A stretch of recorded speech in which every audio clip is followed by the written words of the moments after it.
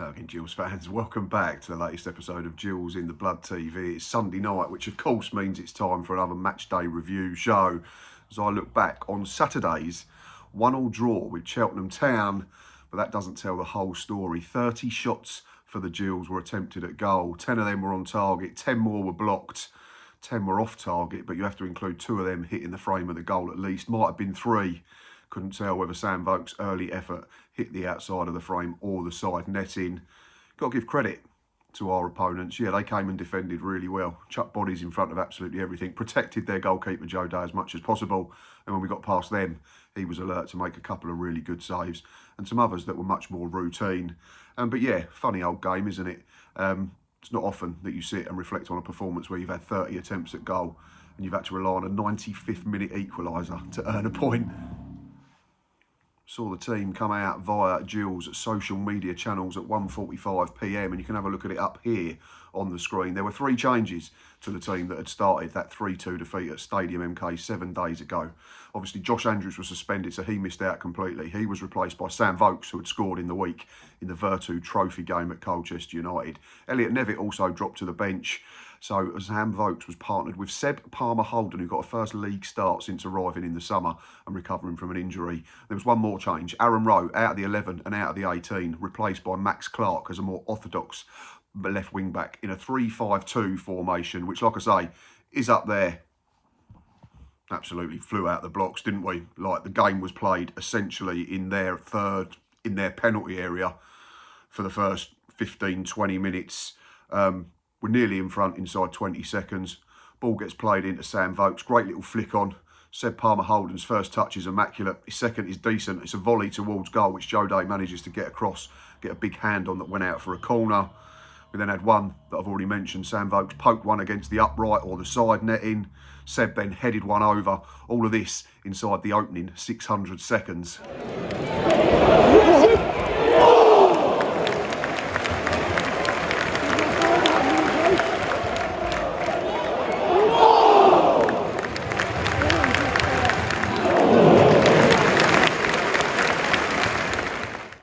Yeah, it's fair to say that the Robins forays into our half or our third were sporadic at best. A couple of balls got lobbed into our box, which we defended really, really comfortably, or picked off possession on the edge of the box. I felt in the early stages that Cheltenham, you could see, were a team that, despite winning last week, having got Steve Cottrell back in the dugout, were okay up until the final third and then weren't quite sure whether to stick or twist. But yeah, we were quickly back on the front foot, weren't we? There was a snapshot from Shad Ogie that fell to him on the edge of the box that drifted wide. Sam Vokes had another header, saved. Ogie headed straight at Joe Day from a set play. And then Vokes again had another effort blocked. I think he'd had about half a dozen shots at goal in the first 20 minutes. Yeah, this is all before the 20-minute mark.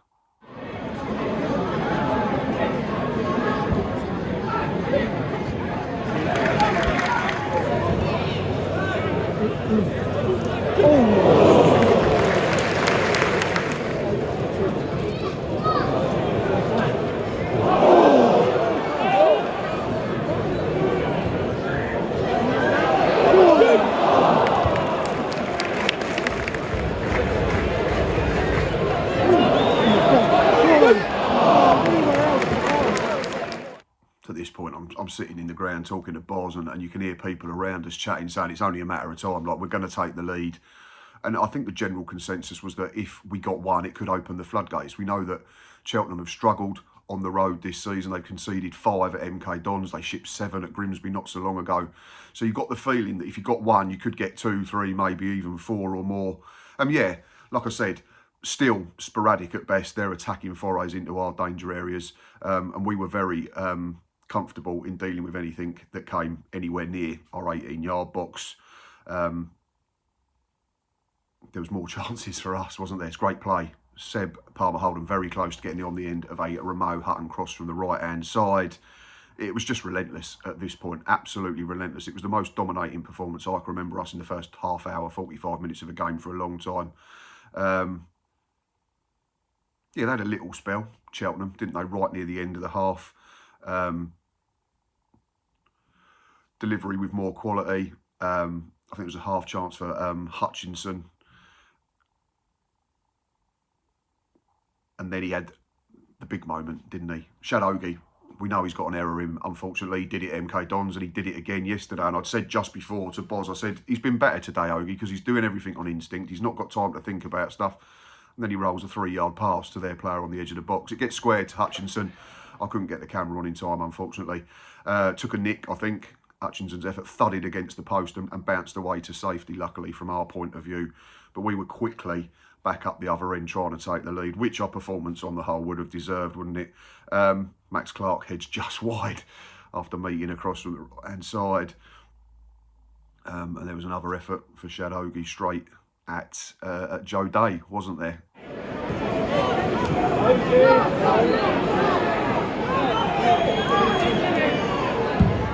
No.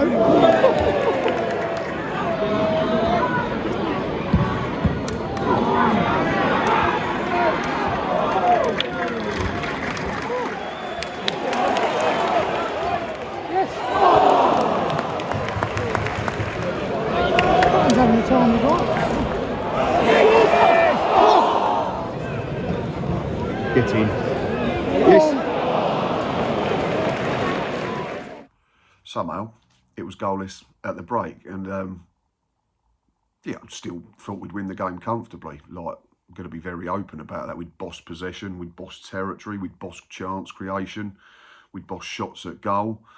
The best chance they'd had come from an error from us, so it's not like they were playing through us or round us or causing us any types of problems. They'd had another effort, hadn't they, which got skewed just wide, a ball in from the right-hand side. That was probably their best moment in terms of build-up play and stuff that they created of their own accord. But yeah, still very confident, and I'm sure the team talk would have just been much of the same, lads.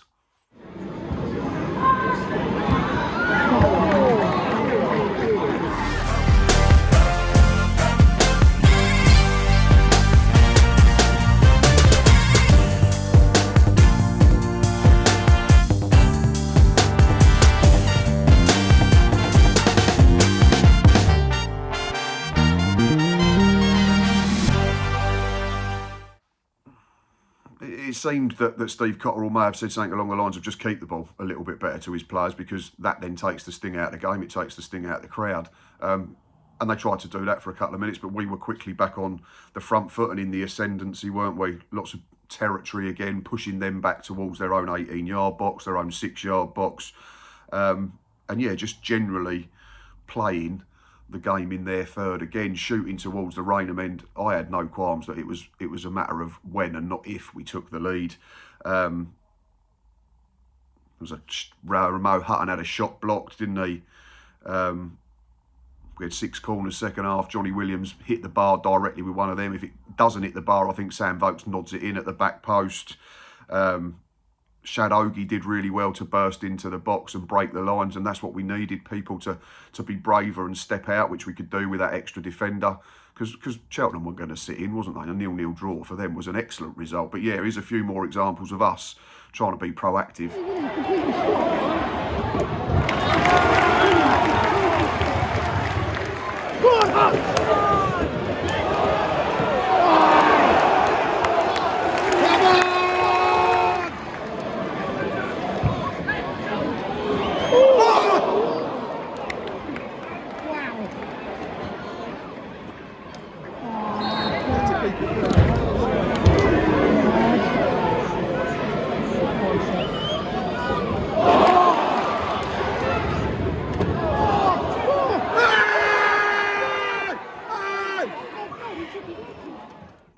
Then get to the hour point, don't you? And you're starting to think, right, can we roll the dice? Yes, we can. How can we roll the dice? Well, the first roll was Seb Palmer-Holden, replaced by Elliot Nevitt. Seb had done well to get through around 65 minutes or so on his return to action. Most amount of minutes he's got in a competitive game this season, and could have had a couple of goals first half, couldn't he, with a little bit more luck. Yeah, pressure's still relentless. It's still one-way traffic in terms of how the game's being played. But you've got to give credit to the Robins. Like I said, they're putting their bodies on the line, they're blocking everything, they're heading everything. They're doing everything that they probably wasn't doing or accused of not doing prior to Steve Cotterill arriving just about 10 days ago. Second roll of the dice comes with probably 20 minutes, 15 minutes to play. Johnny Williams is sacrificed along with Sam Vokes, who again, first start, in the league, got through a good period of time. They were replaced by Bradley Dack, back in the squad after missing last week's defeat, and Marcus Wiley, who was involved due to the absence of Josh Andrews. But then Cheltenham probably had their best spell of the second half, and it wasn't for long, but that's the nature of the beast, isn't it? When you're a team that's 23rd at kickoff, coming up against a side that's 4th at kickoff, who's won 4 out of 5 at home, and you've shitloads on the road, that's generally what's going to happen in games. And they were doing everything that they needed to do, and it was up to us whether we could break them down. But yeah, Isaac Hutchinson's unlucky. Ball get played into him. Right-footed effort sort of skews it wide of Glenn Morris's post. Then at the other end, Robbie McKenzie and Bradley Dack have efforts blocked or deflected wide for corners. So it's still us doing more of the running. And of course, like I say, a point's excellent for Cheltenham. It's back-to-back clean sheets as well, isn't it, at 0-0, which would be a phenomenal effort and a phenomenal upturn in form. And then the sucker punch. Now here's the celebrations.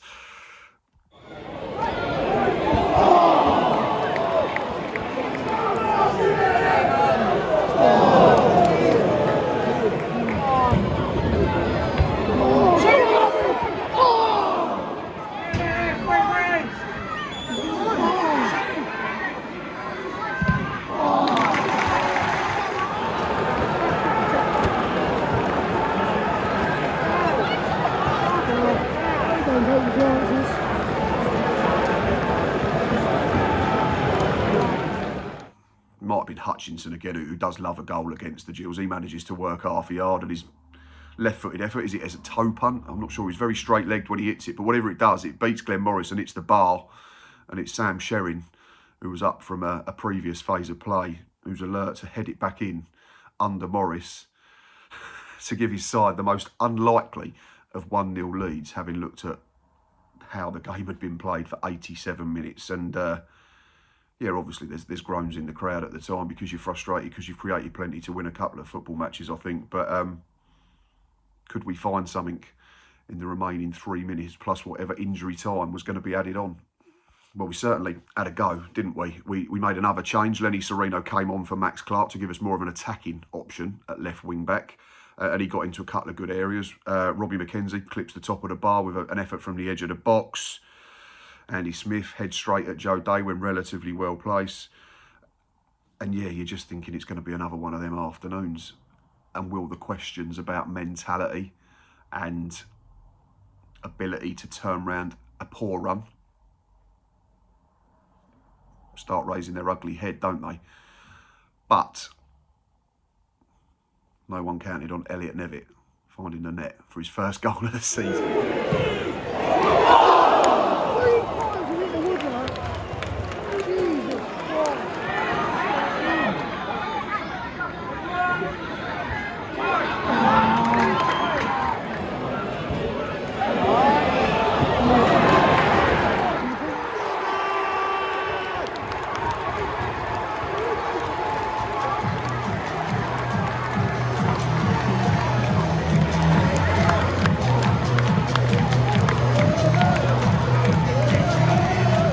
Unfortunately, I missed both goals. I'm really gutted that I missed Nev's as well. And sorry to Cheltenham fans that I didn't get footage of yours. It's the first time, I think, in a long time that I've not got any of the goals in a game on camera.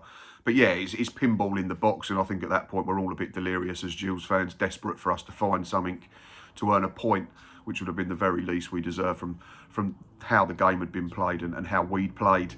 Yeah, there's a bit of pinball. I think Nev has a shot that's blocked. It then comes back to Dacky. He has a shot blocked. It bounces for Nev again, and he shows great composure because there's an option there to lash that. But he manages to get his head over it and his knee bent. Arrows one into the bottom corner. Not much of a celebration because he's probably frustrated that we're not winning the football match. But number one, it was great to get something from a game that we definitely deserve something from. Number two, it was brilliant to see Elliot Nevitt finally up and running for the season and get a goal that his play has deserved. And you always hear the saying, oh, they scored with the last kick of the game. Well, we literally did, because as soon as the celebrations had died down, I can't even remember if they let Cheltenham take centre, but that was it. It was game done. Yeah, a game we could have won, a game we probably should have won, but a game we certainly could have lost, having conceded in the 87th minute to go 1-0 down. Yeah, in terms of negatives and positives, there's some of each. Shadogi still concerns me. Like, he just doesn't learn from his mistakes. And he got pointed out to me last week after the error against MK Dons that there's a sort of lackadaisical attempt to get back in and cover your own error rather than busting a gut. And it's similar in Saturday's game, isn't it? He just lays the ball off lazily. It's nowhere near Max Clark. There doesn't seem much in the way of an apology. He might have said something to his teammates, so I get that, but you don't see a hand go up, which you see with plenty of other players. But first and foremost, he just has to eradicate these errors, because he's just going to play himself out the side, and he's going to play us into trouble and cost us points.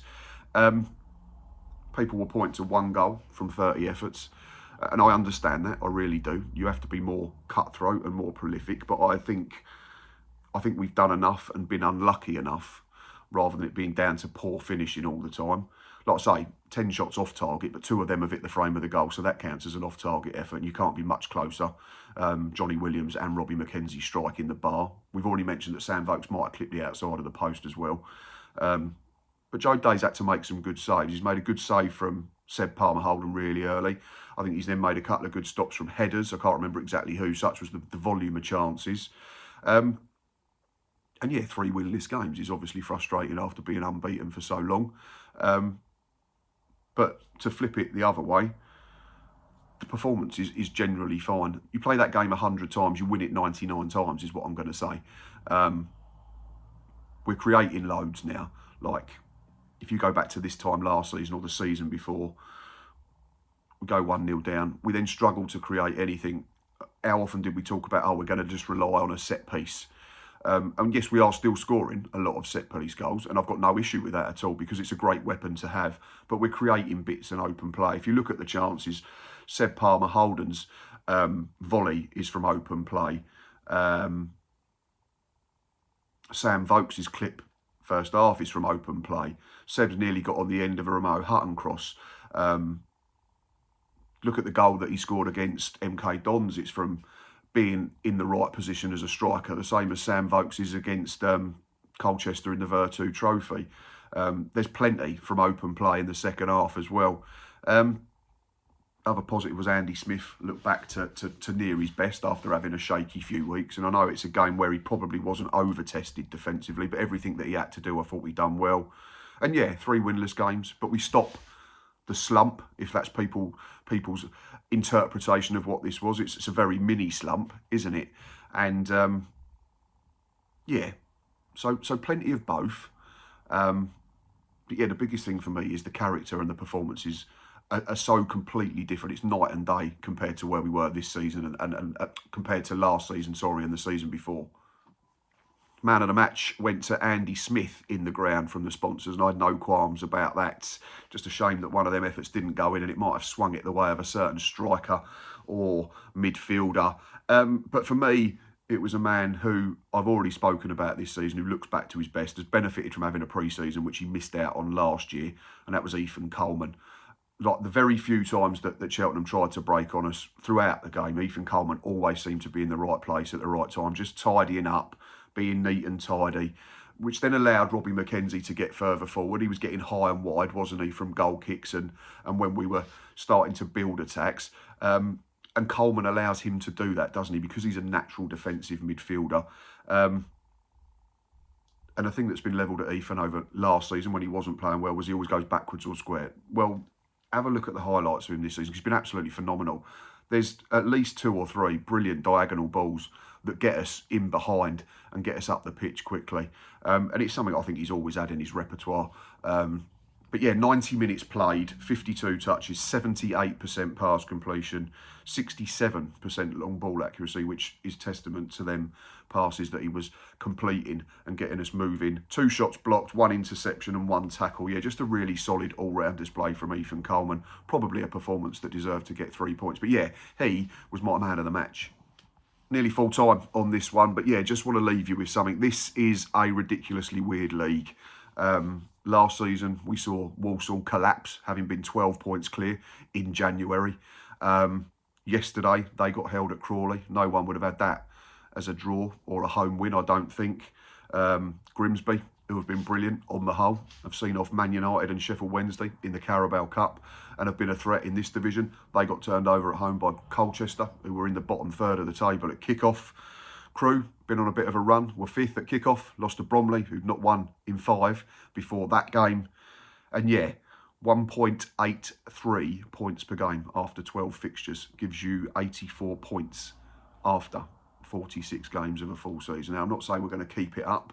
I'm not going to say that we're playing as well as we were at the start of the season, but I honestly don't think there's a lot different. We've had some games where we've not played well and we've picked up points, and it's fair to say that we've absolutely battered Harrogate and absolutely battered Cheltenham and haven't got what we deserve. That's the nature of football at whatever level you watch. But yeah, we're in a really good position, I think. Only 2 defeats after 12 is really, really encouraging. Still got players to come back. You know, Bradley Dack was feeling his way back in on Saturday. We've lost Johnny Smith. We've lost Gareth McCleary. We've not seen Connor Masterson. They're probably all people that you'd say were genuine first teamers. So I think we're in a really healthy position. I think the late goal makes it feel like a better draw than if we'd been 1-0 up and conceded late on. It almost feels like a winning draw. And it gives us something to move forward towards Grimsby with next week, doesn't it?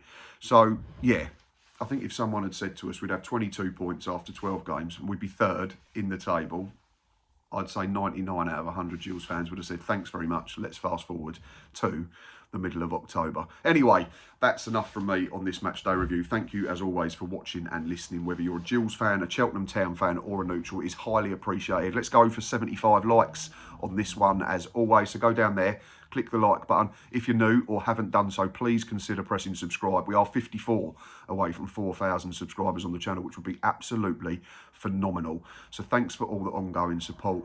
We'll be back later in the week with a preview ahead of our trip to Grimsby Town. Of course, myself, Ava and Nick will be at Blundell Park next Saturday for another Match Day Live. And before then, we've got myself and Lee back Monday evening, 7 p.m. sharp, for another episode of the League 2 Hour. But until then, I hope you've had a great weekend. And of course, up the Gills.